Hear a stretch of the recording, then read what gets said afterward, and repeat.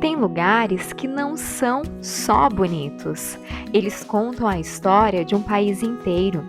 E hoje nós vamos te mostrar um dos mais importantes do Brasil. Hoje o Entre Malas está na capital paulista. Estamos em frente ao Museu Paulista da Universidade de São Paulo, ou como é mais conhecido, Museu do Ipiranga.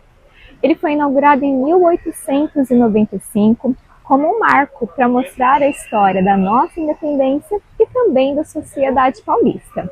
Porém, entre os anos de 2013 a 2022, ele ficou fechado para reformas. A arquitetura do Museu do Ipiranga foi inspirada nos palácios renascentistas europeus, o que explica sua imponência e simetria. O edifício ele foi projetado no final do século XIX para funcionar como um grande monumento à independência do Brasil. E por isso, cada detalhe reforça essa ideia de grandiosidade.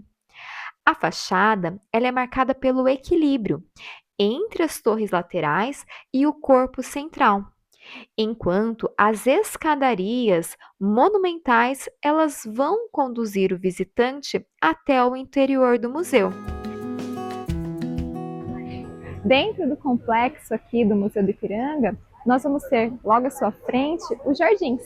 Os jardins eles foram inspirados nos jardins do Palácio de Versalhes, na França. À frente, os jardins geométricos inspirados no estilo francês criam um eixo visual que valoriza ainda mais o estilo arquitetônico e a imponência do edifício. Esse conjunto foi pensado para impressionar e, ao mesmo tempo, destacar a importância histórica do local.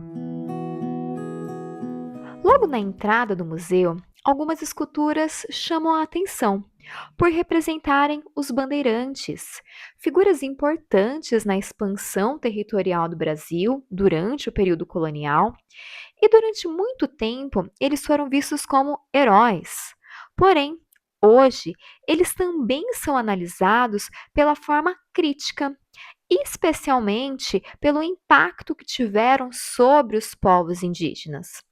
Após a recente reforma, o Museu do Ipiranga passou a incorporar também essas novas formas de apresentar a história, trazendo diferentes perspectivas e ampliando o debate sobre o passado brasileiro.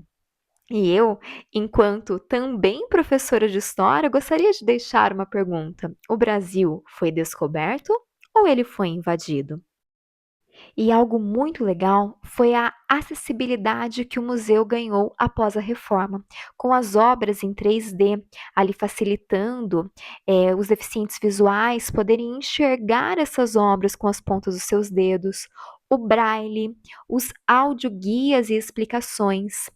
Tudo isso são recursos que vão garantir a acessibilidade e o acesso à cultura a todos. Isso sem falar nos elevadores, rampas e recursos que vão permitir uma experiência inclusiva a todos os visitantes. A acessibilidade, ela reforça o papel do museu como um espaço público de educação e memória.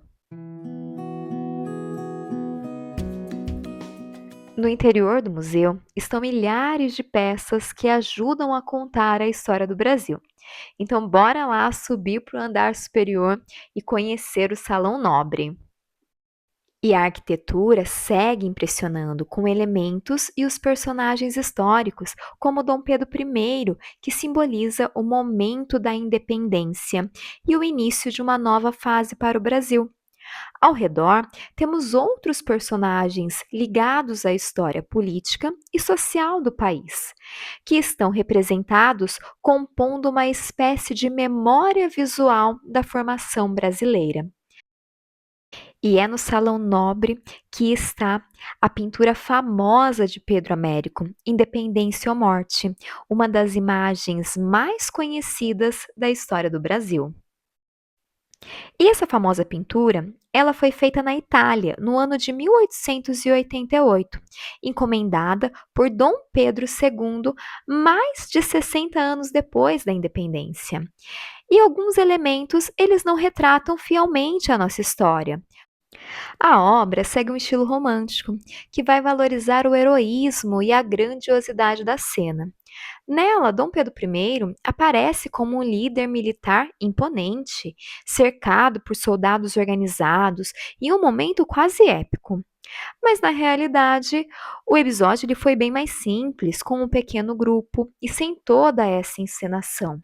Estamos falando que Pedro estava fazendo uma viagem a cavalo, ou melhor, em mulas, entre o São Paulo e Rio de Janeiro, quando ele recebe a carta de Dona Leopoldina e resolve proclamar a independência do Brasil. Há quem diga também que Pedro estava passando por problemas intestinais e era por isso que ele estava às margens do riacho de Ipiranga. Então, provavelmente, ele estava cansado, doente e montado em uma mula. A cavalaria também não utilizava esse uniforme pomposo, inclusive uniforme que está inspirado nos uniformes franceses. E uma curiosidade é que o próprio Pedro Américo, ele se pintou, ele está retratado nessa obra.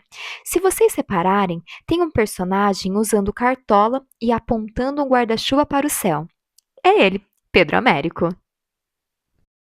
Outros dois quadros importantes no Salão Nobres são esses: o de Dona Leopoldina, representada com os filhos, inclusive com Dom Pedro II, e o de Maria Quitéria de Jesus Medeiros, ela que representa a força da mulher no processo de independência do Brasil.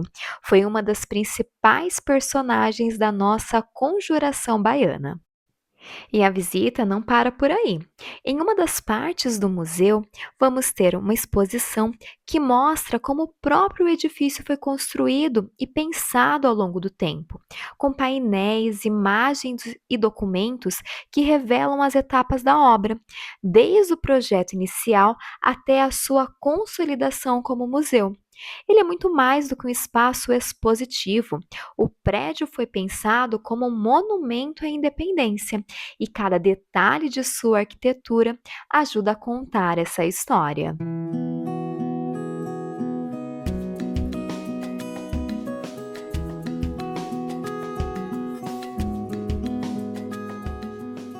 E o museu também vai contar a nossa história do Brasil, com exposições que ajudam a entender a formação da nossa sociedade, abordando temas como o trabalho ao longo da nossa história. É a partir de objetos, imagens e documentos que é possível perceber as diferentes formas de trabalho, desde o período colonial, que foi marcado pela escravidão, até as transformações ao longo do tempo. Essas exposições ampliam o olhar sobre o passado, mostrando que a construção do país envolve não apenas grandes acontecimentos, mas também o cotidiano e a vida de diferentes grupos sociais. E se você está gostando deste vídeo, curta o nosso canal, deixe o seu like e compartilhe com os amigos. Isso ajuda demais a gente aqui que cria conteúdo. Estamos em um dos lugares mais emblemáticos da história do nosso país. Aqui é o Parque da Independência. À minha frente está o Riacho Ipiranga, onde foi proclamada a nossa independência. E aqui, atrás de mim, está o Monumento à Independência. Esse parque, o monumento, ele foi construído 100 anos depois da nossa proclamação da independência. Então, a proclamação da independência acontece em 1822 e em 1922 o monumento, o parque, ele é inaugurado. Uma das grandes curiosidades não é apenas o monumento ou a chama que nunca se apaga, que vem mostrando nosso lado de independência do Brasil, a nossa luta por conquistar a nossa independência da metrópole portuguesa. Mas é que no ano que foi comemorado 150 anos da independência do Brasil, foram repatriados os corpos de Dom Pedro I, Dona Leopoldina e Dona Amália, as duas esposas de Dom Pedro I. E então, dentro do monumento, ele é um mausoléu que representa e marca toda essa nossa história. Hoje a gente não vai conseguir fazer a visita ao mausoléu porque o monumento está passando por reforma. Mas ele fica bem na frente do Museu do Ipiranga, então vale a pena fazer essa visita conjunta quando vocês vierem para cá. Além de reforçar esse amor pela pátria, o mausoléu de Dom Pedro I vai ter as esculturas nos ajudando a reforçar o caráter simbólico do espaço. Mais do que elementos decorativos, elas representam ideias como independência, liberdade e a construção de uma nação. As figuras, elas são marcadas por um estilo clássico e idealizado, que valoriza a imagem de Dom Pedro como líder e personagem central da história do Brasil.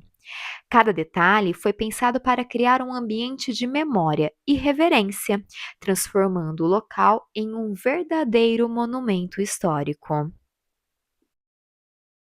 Uma das curiosidades aqui do Parque do Ipiranga é que ele é um parque muito praticado pelos esportistas. Então, nós vamos ter aluguel de carrinho de rolemã, muita gente andando de bicicleta, de skate, patins.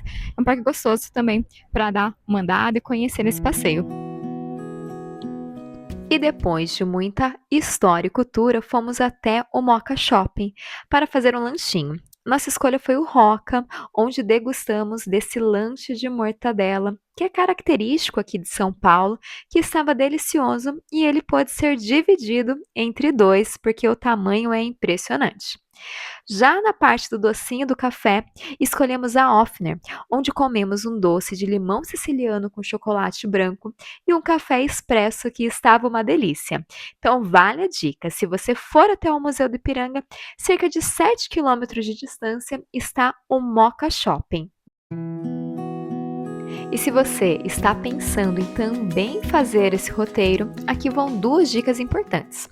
Os ingressos, eles podem ser adquiridos diretamente na bilheteria do museu ou comprados antecipadamente pelo site Fever.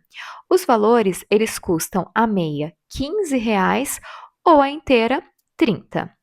E se você for de carro, o museu não tem estacionamento próprio, mas as ruas mais próximas ao museu são zona azul, o que pode ser mais fácil de encontrar vagas. Porém, um pouquinho mais distante, as vagas são gratuitas, mas também mais concorridas.